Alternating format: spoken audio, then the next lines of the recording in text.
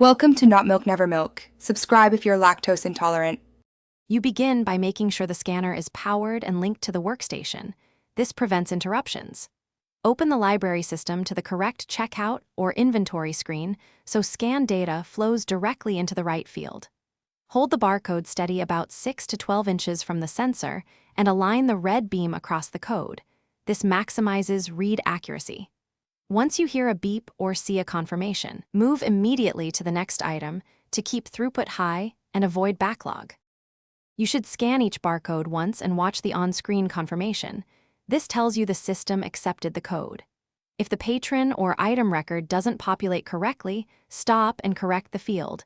That prevents misplaced loans.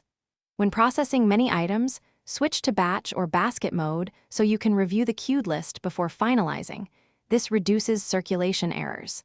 Make sure to save or complete the batch. Otherwise, the items may not register as checked out or returned. You finish by completing the transaction, print a receipt or confirm return status, and notify the patron. If you encounter a read failure, switch briefly to manual barcode entry to keep service moving. Log the scanner error for follow-up. For persistent problems, check the USB or Bluetooth connection, clean the scanner lens with alcohol wipes, and restart the device. These steps resolve most faults.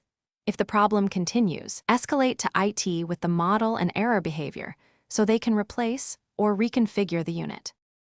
Thanks for watching. If this was helpful, leave a like and consider subscribing. See you next time.